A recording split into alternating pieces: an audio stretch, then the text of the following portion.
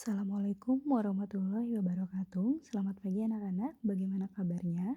Semoga kita semua dalam keadaan sehat dan ingat tetap jaga protokol kesehatan dengan selalu mencuci tangan dan menggunakan masker. Pada pagi ini, Ibu akan mengajarkan kalian matematika pada bab operasi hitung bilangan cacah yang terdapat dalam buku kalian di halaman 83 hingga 86.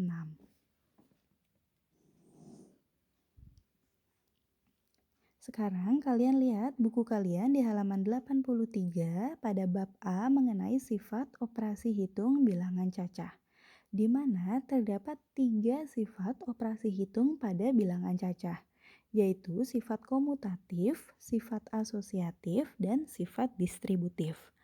Pada hari ini kita akan belajar mengenai sifat komutatif.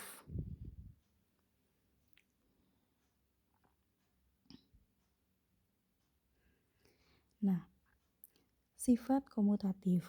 Apa itu sifat komutatif? Sifat komutatif atau istilah lainnya yaitu pertukaran, di mana operasi hitung pada penjumlahan dan perkalian dapat ditukar posisinya. Namun, ingat sekali lagi ya bahwa sifat komutatif hanya berlaku untuk penjumlahan dan perkalian saja. Nah, bagian A yaitu sifat komutatif pada penjumlahan atau perkalian. Kita lihat di gambar pertama yaitu ada A ditambah dengan B, hasilnya akan sama dengan B ditambah dengan A. Begitupun jika A dikali dengan B, hasilnya akan sama dengan B dikali dengan A. Ini dinamakan dengan sifat komutatif pada penjumlahan ataupun sifat komutatif pada perkalian. Untuk lebih jelasnya, perhatikan contoh di bawah ini ya. Yang pertama, contohnya ada sifat komutatif pada penjumlahan. Di sini Ibu punya soal. Jika 721 ditambah dengan 248, hasilnya akan sama dengan 248 ditambah 721, sama dengan 969. Nah, jika kita lihat di sini, posisi 721 yang berada di posisi depan, kita ubah posisinya menjadi di belakang. Dan posisi 248 yang posisinya terletak di posisi belakang, kita ubah posisinya menjadi di depan. Dan hasilnya pun akan tetap sama, yaitu 969. Artinya sifat komutatif ini jika posisinya diubah, maka hasil penjumlahannya pun akan tetap sama. Selanjutnya pada perkalian. Di sini Ibu punya contoh, jika 95 dikali dengan 8, hasilnya akan sama dengan 8 dikali dengan 95, yaitu 760. Nah, di sini membuktikan bahwa jika kita menggunakan sifat komutatif pada perkalian, hasil perkaliannya pun akan tetap sama. Selanjutnya, perhatikan buku kalian di halaman 84 pada latihan 1, yaitu lengkapi sifat komutatif pada penjumlahan. Nah, pada soal nomor 1, jika 642 ditambah dengan titik-titik menghasilkan 319 ditambah dengan titik-titik. Nah, sekarang perhatikan titik-titik yang kosong. Jika 642 kita jumlah dengan 319, maka hasilnya pun sama dengan 319 ditambah dengan 642. Nah, sekarang kita perhatikan contoh yang nomor 5. Di sini ada 263 ditambah dengan titik-titik ditambah dengan 137, sama dengan titik-titik ditambah 137 ditambah dengan 489. Nah, berarti isi titik-titiknya adalah berapa coba? 263 ditambah dengan 489 ditambah dengan 137. Hasilnya akan sama dengan 263 ditambah dengan 137 ditambah dengan 489. Benar sekali. Dan untuk nomor 2, 3, 4, 6, 7, 8, kalian coba kerjakan di buku tulis kalian masing-masing ya.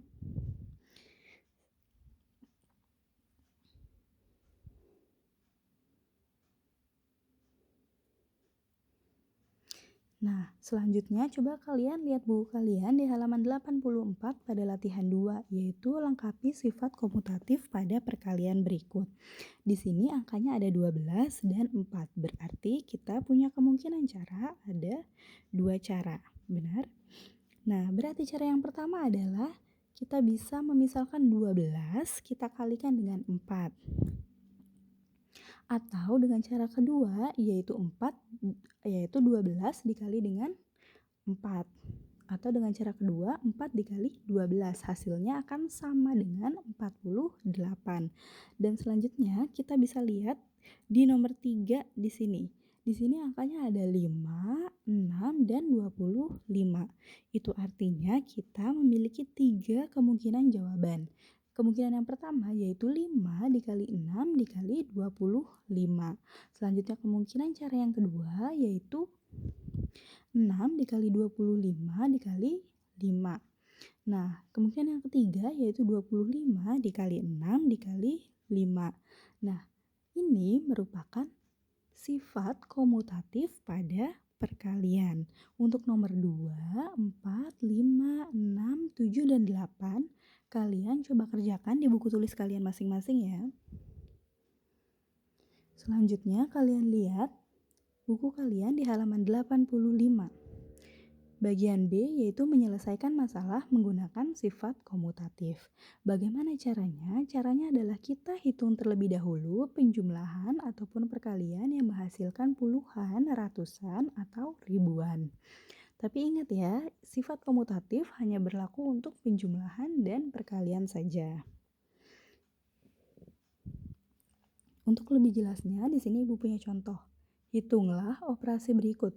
Nomor 1, 145 ditambah 217 ditambah 155. Nah, sekarang kita ubah dulu posisinya menggunakan sifat komutatif agar memudahkan kita untuk menghitung. Berarti 145 ditambah 155 ditambah 217. Nah, di sini 145 ditambah 155 itu hasilnya kan 300. Baru kita tambahkan dengan 217. Berarti 300 ditambah 217 menghasilkan 517.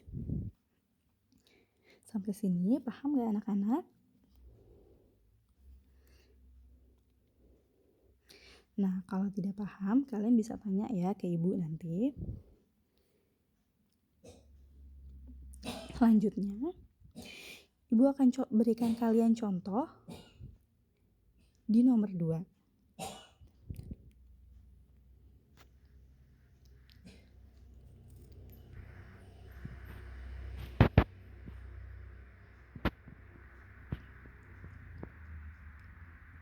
Oke, kita bisa lihat di sini nomor 2 yaitu 4 dikali 17 dikali 5. Kita ubah posisinya menggunakan sifat komutatif perkalian. Menjadi 4 dikali 5 dikali 17. Kenapa kita ubah posisinya? Untuk memudahkan kita dalam menghitung. 4 dikali 5 itu menghasilkan 20. Kita kali dengan 17 berarti hasilnya menjadi 340. Nah, soal nomor 2 ini disebut sifat komutatif pada perkalian. Selanjutnya, kalian lihat buku kalian di halaman 85 latihan 3.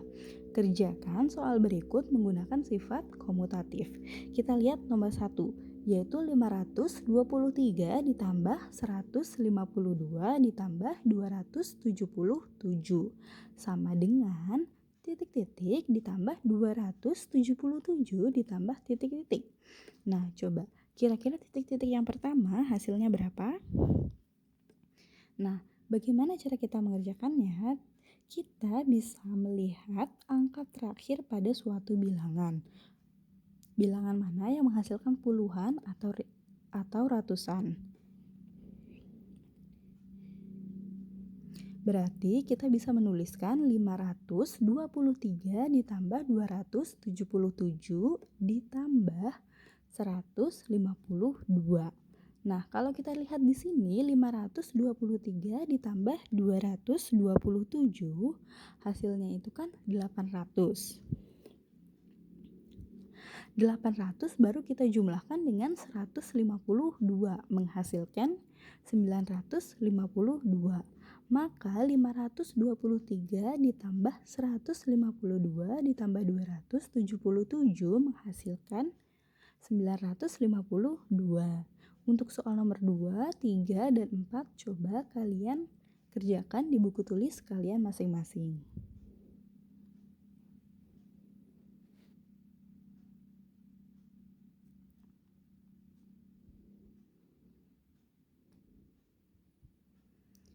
Nah, selanjutnya untuk latihan 4 yang ada pada halaman 85.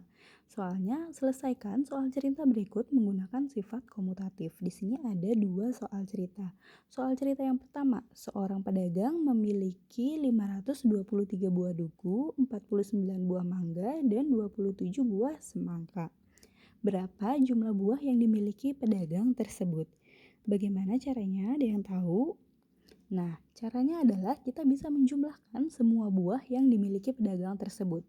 Berarti 523 ditambah 49 ditambah dengan 27.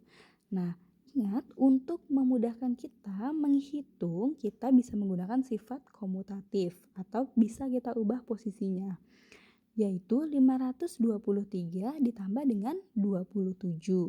Nah, berapa hasilnya? Nanti kalian tulis di kolom yang kosong tersebut. Baru kita jumlahkan dengan 49. Selanjutnya, kita perhatikan soal nomor 2. Ibu membeli 4 kardus kue, di mana setiap kardus berisi 49 bungkus kue. Jika setiap bungkus berisi 5 potong kue, berapa jumlah potong kue yang diberi ibu? Caranya adalah kita bisa mengalihkan semuanya, semua angka yang terdapat di situ. Berarti 4 dikali 47 dikali 5. Kita ubah posisinya menjadi 4 dikali 5 dikali dengan 47. Nah, 4 dikali 5 hasilnya berapa coba? Baru selanjutnya kalian bisa kalikan dengan angka 47. Nah, untuk hasilnya kalian bisa tuliskan di kotak yang kosong itu ya.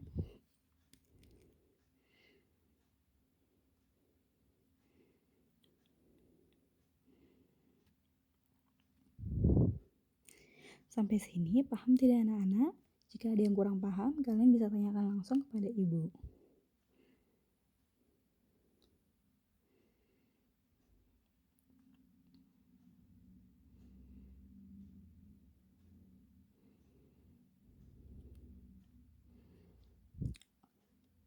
Oke. Terima kasih.